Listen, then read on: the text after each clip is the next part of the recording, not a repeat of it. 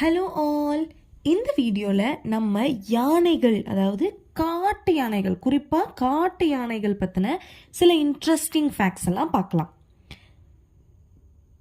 காட்டு யானைகள் அப்படின்னாலே என்ன? இயற்கையோட ஒன்றி வாழ்கிற யானைகள். நம்ம வளர்க்குற யானை, இது கோவில் யானைகள், அந்த மாதிரி கும்கி யானை, இந்த மாதிரி யானை இல்லாமல் காட்டு யானைகள் ரொம்ப இயற்கையோடு ஒன்றி காடுகள்லேயே வாழ்ந்துட்டு இருக்கிற யானைகளை பற்றி இந்த வீடியோவில் நம்ம பார்க்க போகிறோம். ஃபஸ்ட்டு அதோட குடும்பம் மற்றும் சமூகம் பற்றி பார்க்கலாம். காட்டு யானைகள் சமூகமாக வாழ்கின்றன.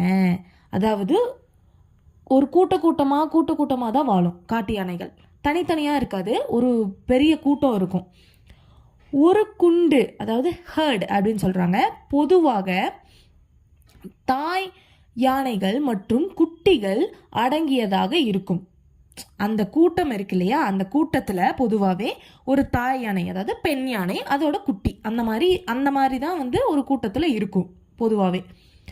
ஆண் யானைகள் ஒரு சில காலங்களில் தனியாக சென்று சேருகின்றன. அதாவது ஆண் யானைகள் அந்த கூட்டத்துக்குள்ளே இருக்காது, அது தனித்து இருக்கும். அந்த ஒரு சில காலத்தில் தான் அந்த இனச்சேர்க்கை காலம், அந்த மாதிரி டைமில் தான் ஆண் யானைகள் ஒன்று சேர்ந்து இருக்கும் அப்படின்னு சொல்கிறாங்க. ஸோ பொதுவாகவே சொல்லணும்னா யானைகள் அப்படின்னாலே ஒரு கூட்டமாக இருக்கும். ஓகே, அதை ஹர்ட் அப்படின்னு சொல்கிறாங்க இங்கிலீஷில் அந்த கூட்டத்துக்கு. நெக்ஸ்ட்டு யானைகளோட நினைவாற்றல் எப்படி இருக்குது அப்படின்னு பார்க்கலாம். காட்டு யானைகள் மிகுந்த நினைவாற்றல் கொண்டவை. நினைவாற்றல்னா என்ன? ஞாபக சக்தி ரொம்ப அதிகமாக இருக்குமா யானைகளுக்கு. தங்கள் சுற்றுப்புற சூழலையும் நீண்டகால பழக்கத்தையும் இலகுவாக நினைவில் வைத்திருக்கும். அந்த மாதிரி ஒரு திறன் அதுக்கு இருந்திருக்கு. அதாவது அதை சுற்றி என்னென்னலாம் இருக்குது, எங்கெங்கே தண்ணி கிடைக்கும், எங்கே போனால் அதுக்கு உணவு கிடைக்கும், இது எல்லாமே அதை அங்கே போகல, ஒரே இடத்துல இருக்காது. ஸோ அங்கங்கே போகிறப்ப அது எல்லாத்தையும் ஞாபகம் வச்சுக்குமா. ஸோ இங்கே தண்ணி இருக்குது, இவ்வளோ தூரத்தில் நம்ம இங்கே இருக்கோமா, இங்கேருந்து கொஞ்சம் தூரத்தில் தண்ணி இருக்குது அதுன்னு அப்படின்னு அதுக்கு நல்லா ஞாபகம் இருக்குது. ஏன்னா அந்த வழியில் தான் அது வந்திருக்கும். ஸோ அந்த அளவுக்கு அதுக்கு ஞாபக சக்தி அதிகமாக இருக்குமா. நெக்ஸ்ட்டு உணவு, அதோட உணவுக்காக அது மேற்கொள்கிற பயணத்தை பற்றி பார்க்கலாம். காட்டு யானைகள் தினமும் சுமார் ஒரு 150 கிலோ உணவு சாப்பிடுமா. தேடி அதுக்கு அந்த உணவுக்காக தேடி பயணமும் போகும்.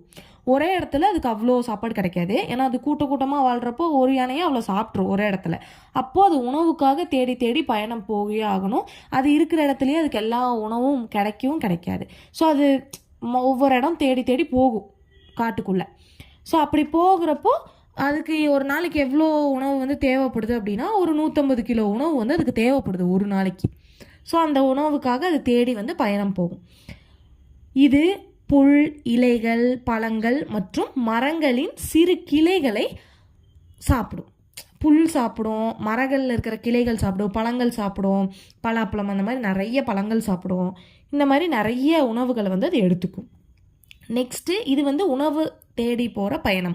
எந்த உணவெல்லாம் தேடி போகுது அப்படின்னா இந்த மாதிரி புல், அது ஹெர்பிவோரஸ், அதாவது புல்கள் அதை மட்டும் சாப்பிட்டு இந்த பச்சையாக இருக்கிற புல், பழங்கள், இந்த மாதிரி விஷயத்த மட்டும் தான் சாப்பிடும் யானைகள்.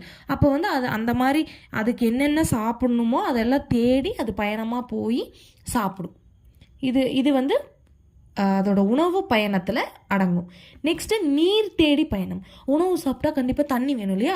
ஸோ அதையும் தேடி அது பயணமாக போகும். ஒரே இடத்துல தான் அது இருக்கிறது இல்லையே. அப்போது தண்ணி எங்கே இருக்குன்னோ அதோட நினைவாற்றல் அதிகம். ஸோ தண்ணி எங்கே இருக்குன்னு அதுக்கு தெரியும். ஸோ அதை தேடியும் பயணமாக போகும். ஒருவேளை அந்த இடத்துல இல்லை அப்படிங்கிற பட்சத்தில் அதுக்கு தெரிஞ்ச இடத்துல அந்த இடத்துல தண்ணி இல்லை அப்படின்னா மறுபடியும் இன்னொரு இடம் அந்த மாதிரி தேடி போயிட்டே இருக்கும். வெப்பமண்டல பகுதிகளில் நீரை பாதுகாக்கும் இடங்களை அடையாளம் கண்டு நீர் தேடி நீண்ட தூரம் பயணம் போகுமா. சம்மர் டைமில் நிறைய இடத்துல தண்ணி இருக்காது இல்லையா. அந்த தண்ணி குறைய ஆரம்பிச்சிரும், எவாப்ரேட் ஆகி போயிடும். சின்ன சின்ன குட்டையிலலாம் தண்ணி இருக்காது. அப்போ எங்கே தண்ணி இருக்கும் அப்படிங்கிறது அதுக்கு கண்டிப்பாக தெரியும்.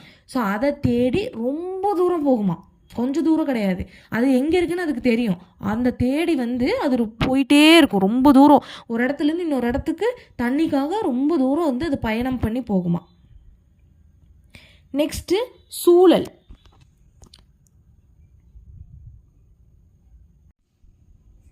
நெக்ஸ்ட்டு சூழல் மற்றும் பங்கு அப்படின்னு சொல்கிறாங்க. காட்டு யானைகளை வந்து பொறியாளர்கள், காட்டின் பொறியாளர்கள் அப்படின்னு சொல்கிறாங்க. ஏன் அப்படி சொல்கிறாங்க அப்படின்னா, காட்டு யானைகள் மரங்களை உதிர்த்தல், புதிய பாதைகளை உருவாக்குதல் போன்ற செயல்களில் ஈடுபடுதான்.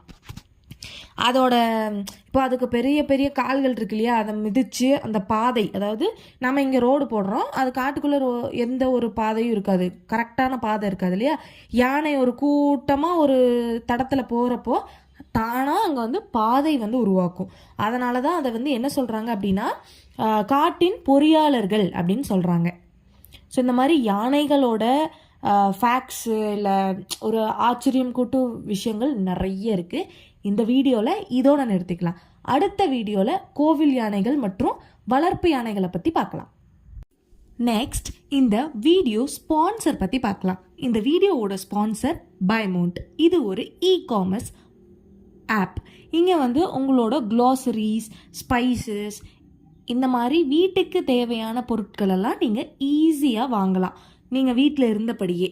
அண்ட் உங்களுக்கு டெலிவரிஸும் ப்ரொவைட் பண்ணுறாங்க. ஈஸி டு ஷாப்பாகவும் இருக்கும். கண்டிப்பாக உங்களுக்கு வந்து யூஸ்ஃபுல்லாக இருக்கும். அண்டு ரொம்ப அலைஞ்சு திரிஞ்சு வாங்க வேண்டியதில்லை, வீட்டிலேருந்தே நம்ம வாங்கிக்கிறதுக்கு இந்த ஒரு இ-காமர்ஸ் ஆப் வந்து உங்களுக்கு ரொம்ப யூஸ்ஃபுல்லாக இருக்கும். நெக்ஸ்ட் இது உங்களோட ப்ளே ஸ்டோரில் அவைலபிளாக இருக்கும், நீங்கள் போய் டவுன்லோட் பண்ணிக்கலாம். அண்ட் நிறைய டிஸ்கவுண்ட்ஸும் ப்ரொவைட் பண்ணுறாங்க. It will be useful for every one. So கண்டிப்பாக யூஸ் பண்ணி பாருங்கள். தேங்க்யூ.